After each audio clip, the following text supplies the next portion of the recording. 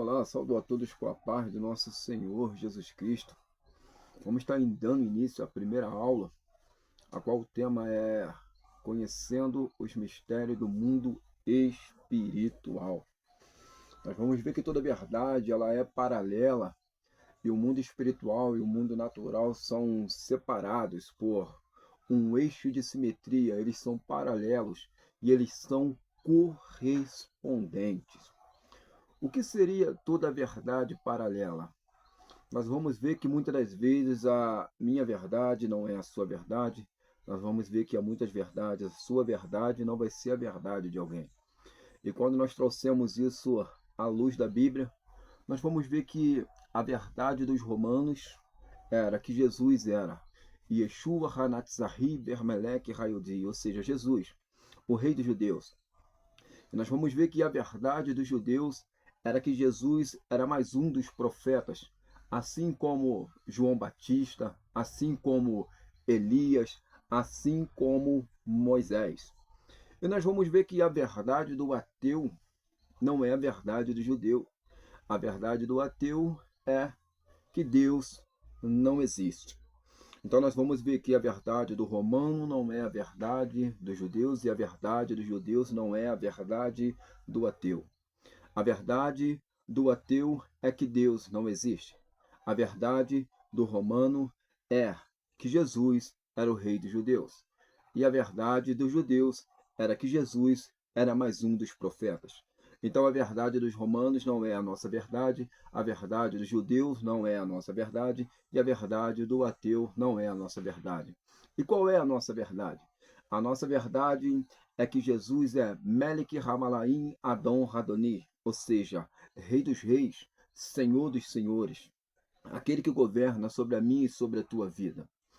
A verdade sobre aquilo que os judeus acham que Jesus é apenas mais um dos profetas, a nossa verdade é que ele é, sim, o Messias, o enviado, aquele ao qual nos descreve no livro de João, capítulo número 3, verso de número 16, que vai dizer: porque Deus amou o mundo de tal maneira que deu seu Filho unigênito, para todo aquele que nele crê não pereça, mas tenha a vida eterna.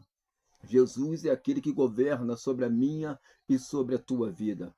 Então a verdade dos romanos não é a nossa verdade, a verdade dos judeus não é a nossa verdade, e a verdade do ateu não é a nossa verdade. A verdade do ateu é que Deus não existe, mas a nossa verdade é que Deus é. Porque se Deus tivesse que existir, algo teria que trazer Deus à existência. E Deus é o Criador de todas as coisas, Criador do céu e da terra, Criador de tudo que aqui existe. Então Deus, ele não existe, Deus, ele é. A verdade do ateu é que Deus não existe, e a nossa verdade é que Deus é. Ele, conhecido no livro de Provérbios como o arqueiro, o arquiteto, né? O criador de todas as coisas, nós vamos ver que o universo, Deus não cabe dentro do universo porque é o universo que está dentro de Deus, de tamanha grandeza de nosso Deus, soberano, governante sobre o céu e a terra, sobre todas as coisas que há no planeta. Ele é o criador de todas as coisas. Então Deus não existe, Deus, ele é sobre a minha e sobre a tua vida. Então nós vamos ver que toda verdade paralela ela tem dois pontos de existência. E nós vamos ver também que o mundo espiritual e o mundo natural, eles são paralelos e eles são correspondentes. E eles são separados por um eixo de simetria. Então nós vamos ver que há uma linha entre aquilo que é natural e entre aquilo que é espiritual. Há uma divisão entre aquilo que é natural e há uma divisão entre aquilo que é espiritual. Então esse eixo de simetria é que separa o que é natural daquilo que é espiritual. Então nós vamos ver que eles são paralelos, eles são correspondentes. Então por que paralelo? Eles são paralelos porque eles têm dois pontos de existência, mas nós vamos ver que eles são correspondentes um para com o outro. E como assim correspondente? Nós vamos ver que o mundo espiritual, ele se espelha com o mundo natural, e o mundo natural, ele se espelha com o mundo espiritual. Então, um é comparado para com o outro, um equivale ao outro, porque o mundo natural corresponde com o mundo espiritual, e o mundo espiritual, ele se corresponde com o mundo natural. Então nós vamos ver que eles são paralelos e eles são separados por um eixo de simetria sobre aquilo que é natural e aquilo que é espiritual.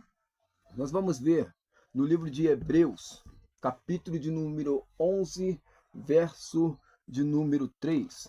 Hebreus 11, 3. Oh, glória.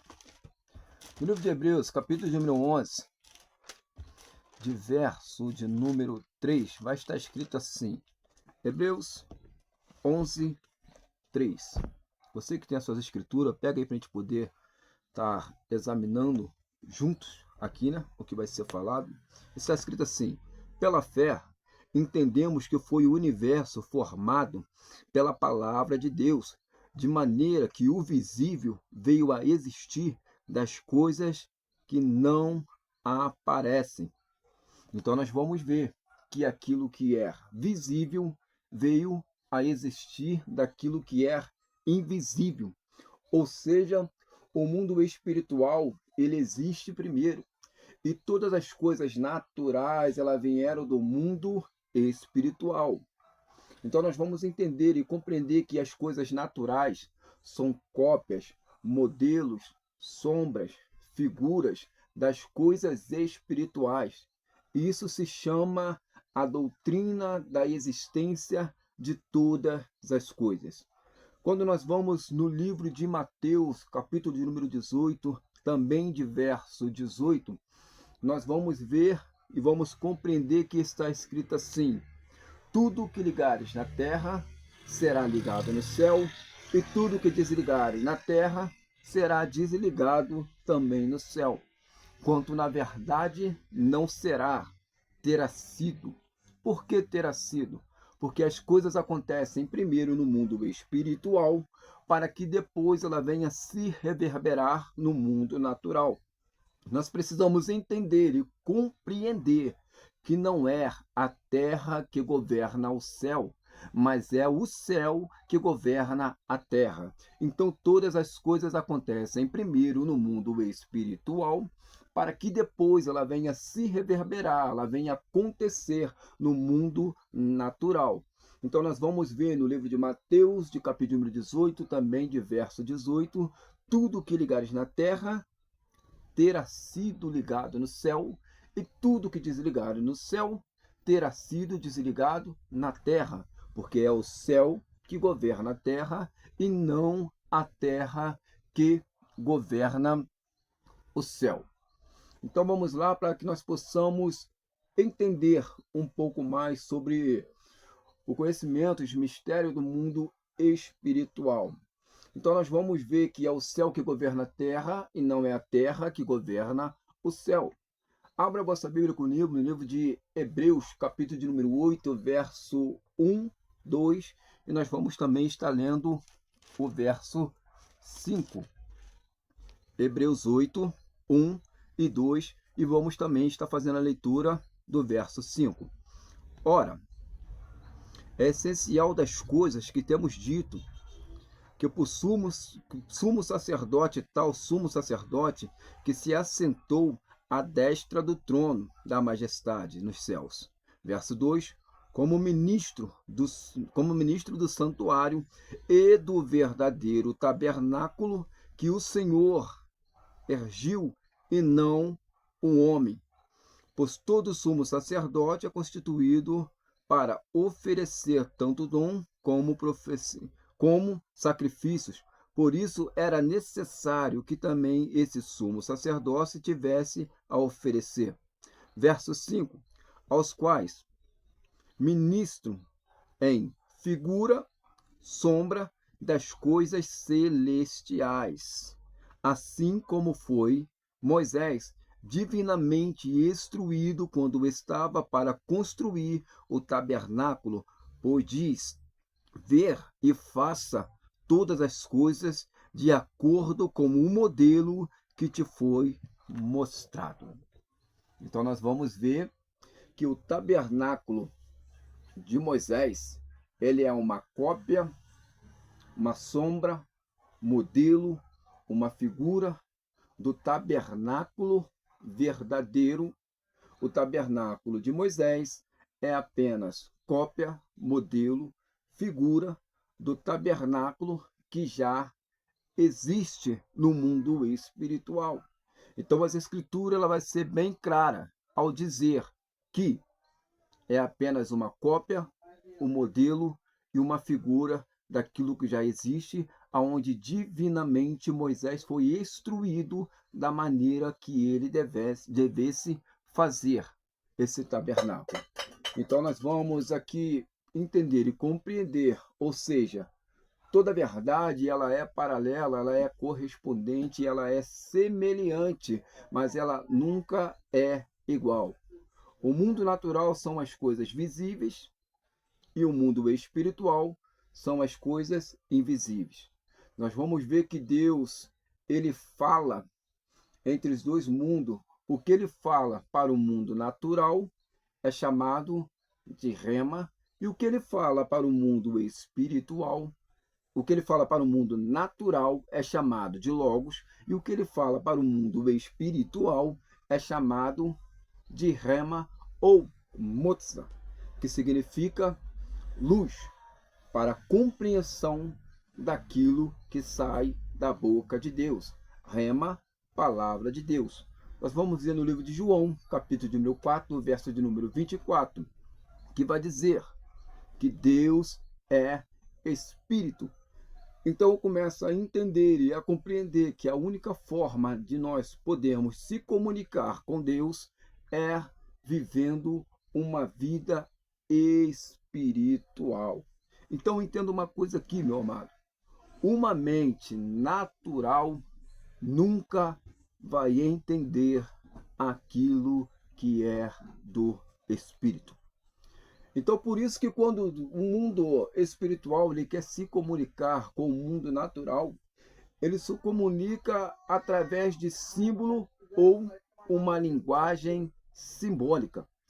Então, nós vamos entender que todo ser humano ele é um médium, ou seja, Deus fez um homem tripartido ou um homem tricótomo, sendo ele formado por corpo, alma e espírito.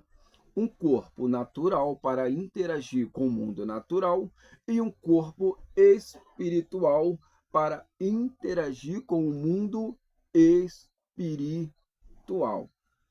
Então vamos entender aqui no livro de Efésios, capítulo de número 1, verso de número 4, vai nos ensinar que Deus nos elegeu dentro dele antes da fundação do mundo, ou seja, antes que o cosmos, antes que o mundo, antes que o planeta viesse ser formado, nós estávamos dentro de Deus, porque Deus nos elegeu dentro dele em espírito, porque Deus nos elegeu dentro dele antes da fundação do mundo, ou seja, nós estávamos dentro de Deus. E no livro de Zacarias, ele também vai nos trazer essa verdade. No livro de Zacarias, capítulo de número 12, verso de número 1, vai dizer que o espírito do homem foi formado dentro de Deus. Ou seja, nós estávamos dentro de Deus. Então, é um cumprimento daquilo que vai nos ensinar o livro de Efésios, capítulo de número 1, a partir do verso de número 4, juntamente com Zacarias 12:1, que vai nos ensinar que nós estávamos dentro de Deus. Então nós vamos entender aqui que quando o homem ele é ali desejado, ser formado, criado por Deus, nós vamos ver aqui no livro de Bereshit, no livro de Gênesis, capítulo de número 2, verso de número 7. Vamos até lá para que nós possamos compreender. Livro de Gênesis, capítulo de número 2, verso de número 2, capítulo de número 2, a partir do verso de número 7.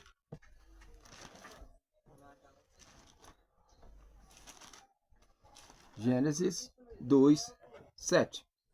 Está escrito assim: Então formou o Senhor Deus do pó da terra, ele soprou na narina o fôlego de vida, e o homem passou a ser alma vivente.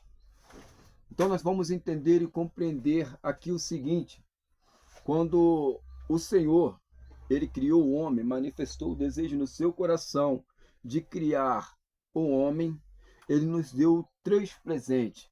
Que presente é ele? Que presente é esse? É o Ruá, Nechamar e a Nefesh. O que significa? O Ruá, fôlego de vida. Nechamar, espírito de vida humana.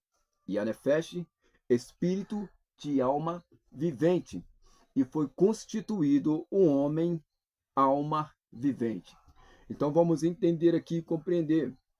Quando o Senhor, ele manifesta o desejo de nos criar, ele nos dá 3 presentes: o Ruá, fôlego de vida; a Nechamar, espírito de vida humana; e a Nefesh, espírito de alma vivente. Então observe algo aqui: todo homem ele é mediador entre o espírito e a matéria, ou seja, nós somos os únicos seres que podemos existir e interagir nesses 2 planos de existência de uma forma totalmente intencional.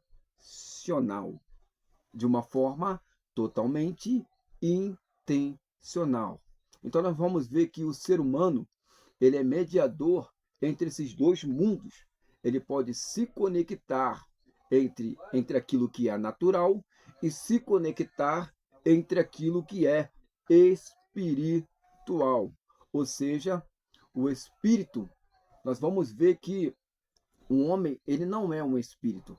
Nós vamos ver no livro de Jó, capítulo de número 32, verso de número 8, que há um espírito no homem. O homem não é um espírito. Há um espírito no homem. Deus soprou um espírito no homem. Ou seja, Deus gerou um espírito no homem e Deus soprou o ar, o fôlego de vida, e a Nefesh, que é o espírito de vida humana, e a Nechamar, que é o espírito de alma vivente. Assim fazendo com que o homem venha formar-se dentro de uma tricotomia humana. Então vamos aqui entender e compreender. A intenção, há uma interação entre o espírito e entre a matéria. Então nós vamos ver que Deus, ele gera espírito e ele cria matéria. Deus gera espírito e cria matéria. Então vamos entender e compreender aqui um pouco mais. Nós vamos aqui para o livro de 1 Coríntios, capítulo de número 15, a partir Coríntios, capítulo número 15, a partir do verso 44. Coríntios, 1 Coríntios 15, 44. 1 Coríntios 15, 44.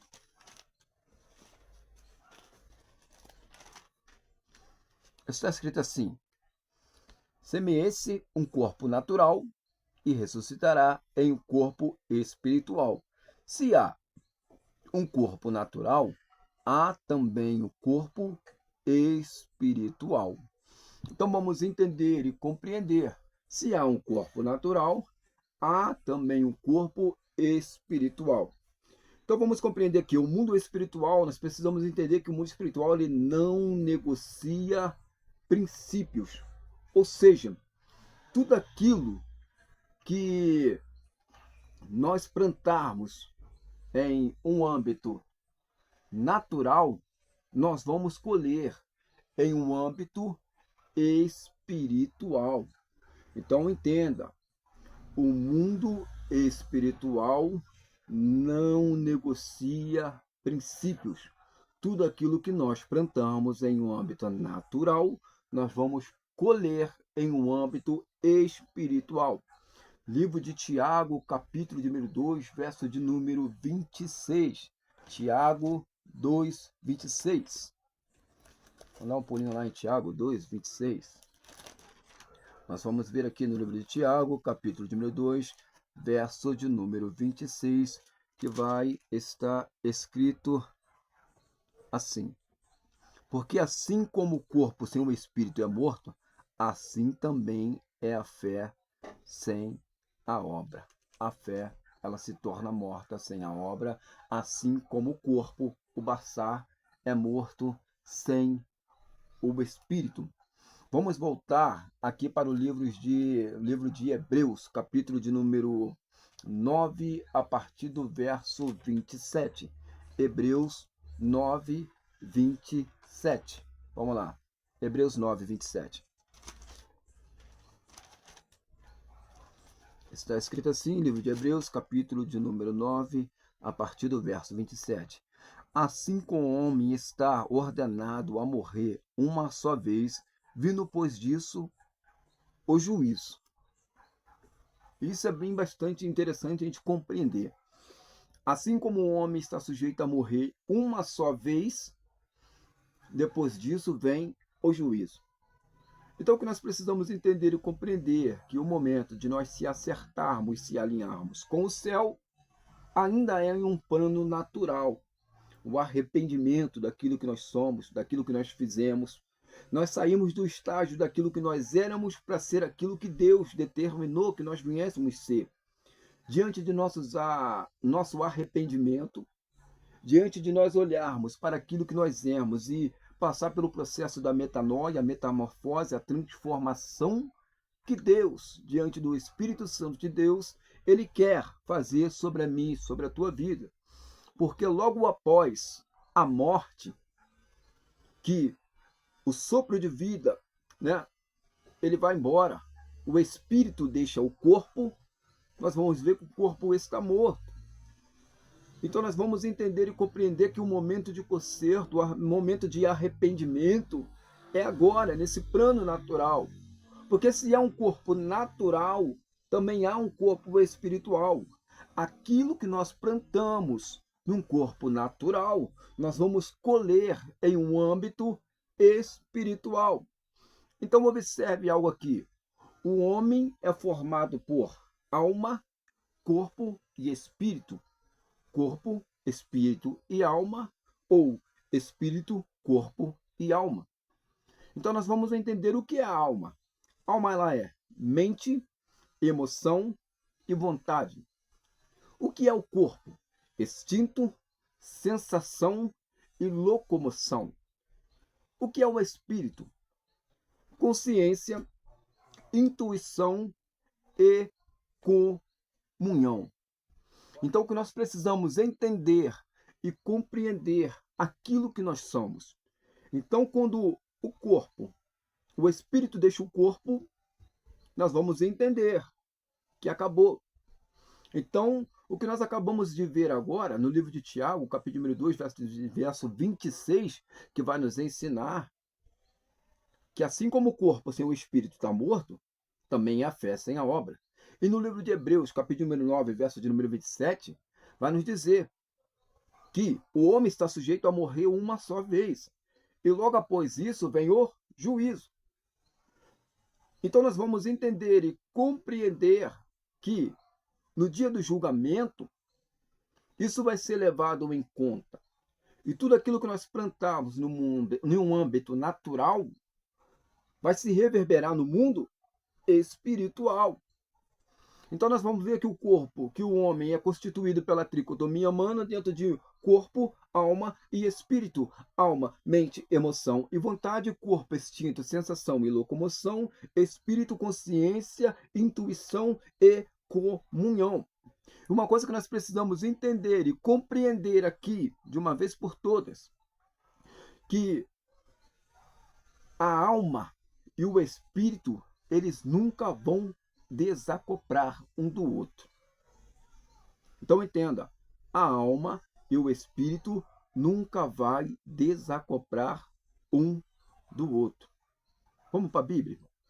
Então vamos ver aqui alguns textos para que nós possamos compreender, né, que tanto o espírito quanto a alma, eles são imortais. Pois aquilo que foi feito por Deus jamais pode ser desfeito. A alma e o espírito são imortais.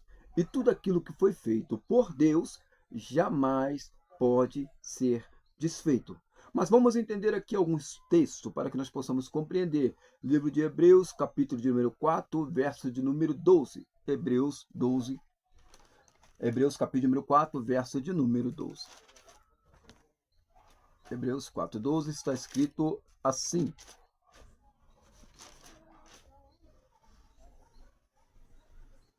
porque a palavra de Deus é viva e eficaz, e mais cortante do que qualquer espada de dois gumes, e penetra até o ponto de dividir alma, espírito, juntas, medulas, e habita para discernir os pensamentos e propósito do coração.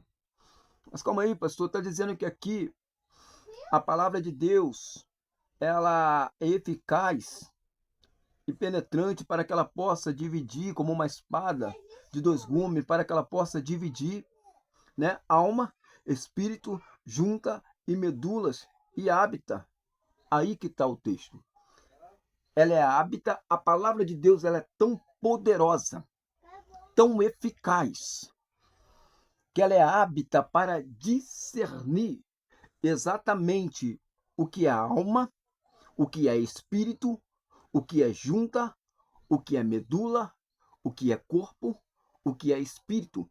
Então a palavra de Deus, ela é tão poderosa que ela é apta para o discernimento, para que nós possamos entender exatamente o que é alma, o que é espírito, o que é corpo, o que é medula. Então a palavra de Deus, ela é apta para o discernimento, para que possamos entender o que é cada coisa, cada qual em seu lugar. Mas o espírito e a alma, eles não desacoplam.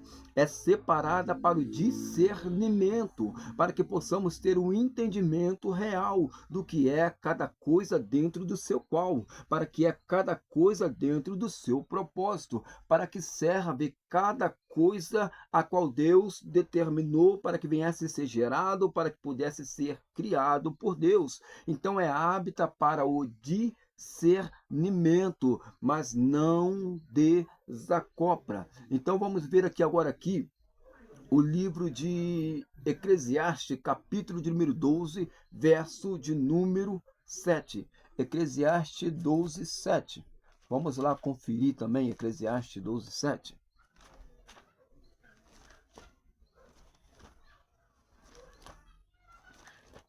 Glória ao Senhor Jesus. Eclesiastes 12, 7. Vamos lá.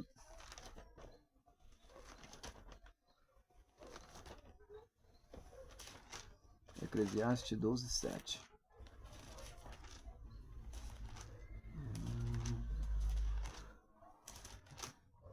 Eclesiastes 12, 7. Chegamos. Vamos lá.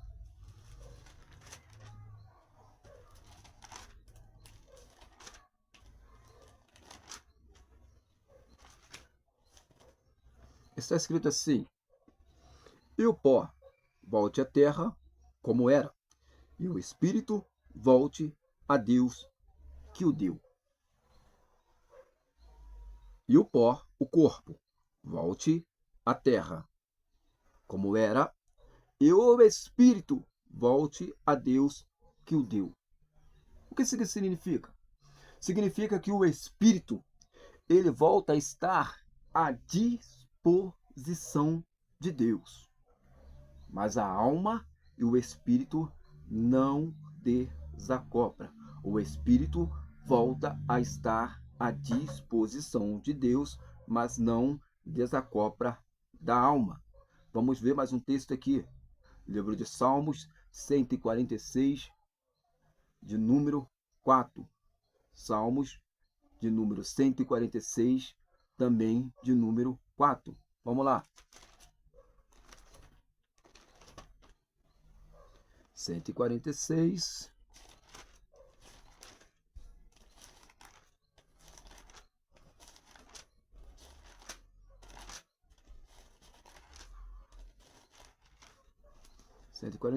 De número 4. Está escrito assim: sai-lhe o espírito, eles tomam ao pó. Nesse mesmo dia perecem todos os desígnios. Vamos lá mais uma vez? Sai-lhe o espírito e eles tornam ao pó. Nesse mesmo dia perecem todos os seus desígnios. O corpo volta à terra, o espírito volta a estar à disposição de Deus e perecem, morrem todos os seus desígnios. O que isso significa? Significa que sonhos, projetos já não podem mais ser realizados. Aquilo que você arquitetou, aquilo que você sonhou, aquilo que você planejou, já não podem mais ser feitos. Uma vez que o espírito saiu do corpo, vai dizer agora que perecem os seus pensamentos, ou seja, aquilo que você sonhou, aquilo que você planejou, aquilo que você arquitetou, já não podem mais ser realizados em um âmbito natural. Acabou. Todos os sonhos, todos os projetos, tudo aquilo que foi sonhado, que foi projetado, que foi almejado no fundo do seu íntimo, do seu coração, não podem mais ser realizados. Então entenda uma coisa aqui: o espírito e a alma, eles não desacoplam. No livro de Hebreus, nós vamos entender que é separado para o discernimento, discernir as coisas. O que exatamente é cada coisa no seu qual. No livro de Efésios, capítulo número 12, verso de número 7, nós vamos entender que o Espírito ele volta a estar à disposição de Deus. E agora no livro de Salmos, nós vamos entender que perecem os seus desígnios, ou seja, sonhos, projetos já não podem mais serem realizados. Então vamos agora ali para a gente poder entender um pouco mais. Nós vamos agora ao livro de Lucas, capítulo de número 16, verso de número 19. Lucas 16, 19.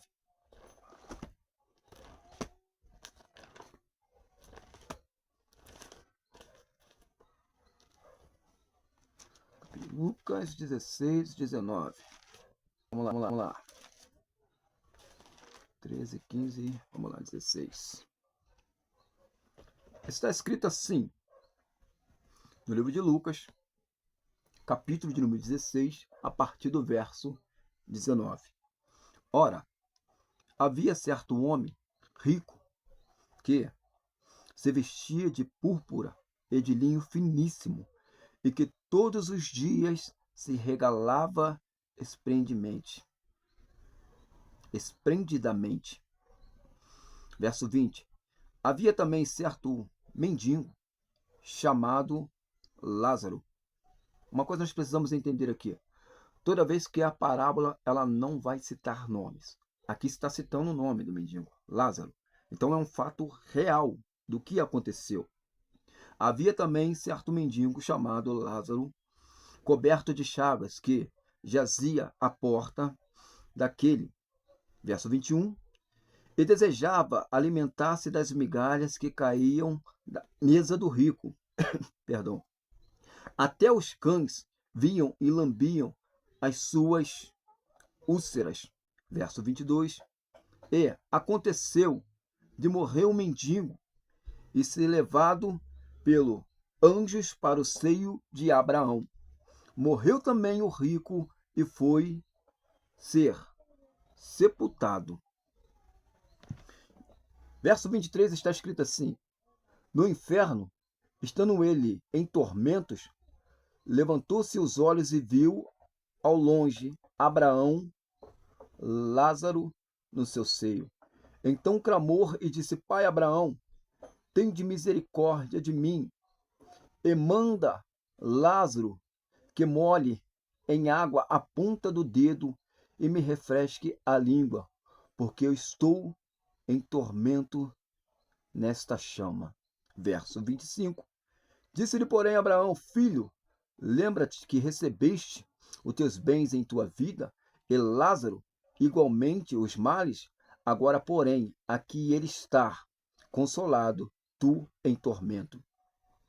E ele, além de tudo, está posto um grande abismo entre nós e vós, de sorte que quem quer passar daqui para vós, o outro lado não pode, nem o de lá passa para nós. Verso 27. Então replicou: Pai, eu te imploro que mande a minha casa paterna. Verso 28. Porque tenho 5 irmãos, para que lhe dê testemunho, a fim de não viverem também para não virem também para este lugar de tormento. Verso 29. E respondeu-lhe Abraão: eles têm Moisés e os profetas, ouça-nos. Verso 30. Mas ele insistiu: não, pai Abraão, se alguém dentre os mortos for ter com eles, se arrependerão. 31. Abraão vai dizer: Abraão, porém, lhe respondeu: se não ouvem a Moisés e os profetas, tampouco deixarão de persuadir, ainda que ressuscite alguém entre os mortos. Se há um corpo natural, há também um corpo espiritual. Aquilo que nós plantamos em um corpo natural, nós vamos colher em um corpo espiritual. Então nós precisamos entender algo aqui. E o que, pastor? Nós vamos ver alma, mente, emoção e vontade. Corpo, instinto, sensação e locomoção. Espírito, consciência e comunhão. Nós vamos ver algo aqui interessante. Nós vamos ver que alma, mente, espírito, consciência. A primeira coisa, quando nós caímos dentro de um erro, que nós observamos que nós estamos errados, o que pesa? A minha e a tua consciência. Ou seja, então aqui ele está em um corpo que ele pode sentir o toque, que ele pode sentir o paladar, portanto que ele vai pedir para que possa molhar o dedo na água e venha botar na ponta da sua língua. Então existe um corpo espiritual ao qual ele está sentindo. E ali ele está lembrando, ou seja, alma, mente. Então tem uma alma ali. Então nós vamos ver que há uma consciência de seus erros. Então tem um espírito ali. Então vamos entender alma e espírito, consciência, mente, consciência. Então nós vamos ver que ele lembra de tudo que está acontecendo. Então nós vamos ver que tem alma e tem o espírito. Então nós vamos entender e compreender que a alma e o espírito, eles não desacoplam. Então ele tem a consciência de que ele errou e a mentalidade e a lembrança de lembrar dos seus irmãos, para que não venha cometer o mesmo erro que ele. Mas só que já é tarde, porque os que estão de um lado não podem passar para o outro. Então nós vamos ver que Lázaro está no seio de Abraão e o rico está no Hades. Então, meus irmãos, que nós precisamos entender e compreender. No dia do julgamento, nós precisamos ter a consciência, nós vamos ter a consciência do que é certo e nós vamos ter a consciência do que foi errado. A nossa mente vai lembrar. Deus não vai julgar um desmemoriado. Ah, pastor Diego, tu fez isso, tu fez aquilo. Eu falo, não, Senhor, não foi eu, não me lembro. Eu não tenho essa consciência, eu não tenho essa memória de que eu fiz isso. Não, meu irmão, nós vamos lembrar de tudo que nós fizemos. Então entenda, a mente, que é a alma, e a consciência, que é o espírito, eles não desacoplam. Eles vão estar um com o outro, para que possamos lembrar de nossos atos, de nossas atitudes. Então entenda, alma, mente, emoção e vontade. Mente, Romanos 12:2, não seja conformado, mas seja transformado pela renovação da vossa mente. para que possa experimentar o quanto é boa, perfeita e agradável a vontade de Deus, ou seja, passar pelo processo da metanoia, a metamorfose, a transformação, a regeneração da alma. E isso é em vida, é um plano natural. Porque tudo aquilo que eu planto em um plano natural, eu vou colher em um plano espiritual. Se há um corpo natural, há também um corpo espiritual. Então eu preciso ter essa consciência. Então quando eu erro com Deus, a minha alma ela fica abatida, a minha mente ela me condena. Então vem a minha consciência que também traz um pesar na alma. E a primeira coisa que eu entendo quando a minha consciência pesa, o meu espírito ele vai ali detectar e ele vai me lembrar que o meu espírito é consciência, é intuição e é comunhão. E quando eu peco contra Deus, a minha consciência ela pesa. O que eu vou buscar em Deus? Comunhão, me reabilitar com Deus, me consertar com Deus, enquanto é tempo. Por isso que o Espírito Santo, o Paracleto, ele está entre nós, para que nós possamos entender os nossos erros, as nossas fraquezas e as nossas limitações. Então, mente, emoção e vontade, ou seja, muitas das vezes a minha alma ela vai me levar a um emocionalismo, a qual por um dado momento ele pode ser bom, mas em algum dado momento ele também pode ser muito perigoso para mim. Então a Bíblia nos ensina que nós devemos prestar um culto racional a Deus, consciência diante de Deus, diante do Espírito. Então, meus irmãos, emoção, emocionalismo, vontade, livre-arbítrio, querer, vontade.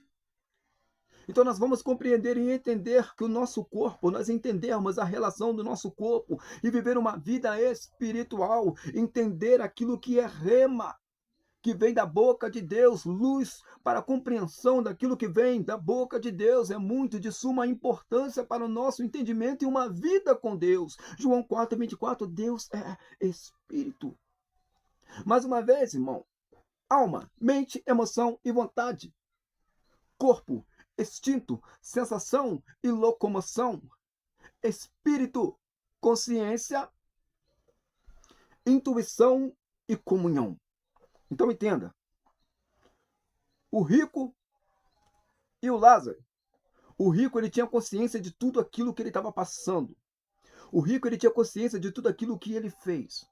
O rico ele tinha plena consciência ao ponto de olhar para Abraão e dizer: Abraão, deixa que eu vou até lá falar com meus irmãos para que eles não venham para esse lugar de tormento. E Abraão vai dizer: ele tem Moisés, ele tem os profetas. O que é isso para mim? O que é isso para você hoje? As Sagradas Escrituras. As Sagradas Escrituras. Se não examinarmos as Escrituras, entendemos planos, projetos, preceitos, mandamentos de Deus e vivemos uma vida em um âmbito espiritual. Tiago, capítulo 1, verso de número 21, vai dizer: enxertai a palavra de Deus com mansidão, porque ela é capaz de salvar a vossa alma. O meu espírito é salvo por intermédio da graça. O meu corpo é salvo por intermédio da oferta, que eu oferto o meu corpo ao Senhor para que eu venha ser um canal de bênção na vida de alguém lá fora. Então o espírito é salvo pela graça. Livro de Efésios, capítulo 2, verso de número 8 e 9, vai dizer que não é pelaquilo que eu faço, não é pelaquilo que eu sou, não é dada uma meritocracia, mas é um presente de Deus, a minha salvação no Espírito. Então eu preciso entender que a minha salvação no Espírito é um presente de Deus, é um dom de Deus, dom quer dizer presente. Então eu começo a entender e a compreender que a salvação do meu Espírito eu não perco, mas eu perco a salvação da minha alma. Então o apóstolo Paulo vai dizer: desenvolva a vossa salvação. Existe uma coisa chamada salvação completa de Deus, aonde ela atinge a minha alma, onde ela atinge o meu espírito, onde ela atinge o meu corpo. Então eu preciso entender o processo de salvação de cada um desse momento, e o apóstolo Paulo vai dizer: desenvolva a vossa salvação. Então, meus irmãos, para que possamos terminar esta aula, eu vou pedir que você possa deixar o teu like, possa deixar aí, né, o sininho da notificação, que você possa compartilhar, irmão. Então nós precisamos entender e conhecer os mistérios do mundo espiritual. Que Deus possa abençoar grandiosamente e poderosamente a sua vida. E em breve estaremos voltando com a segunda parte dessa aula, conhecendo os mistérios do mundo espiritual.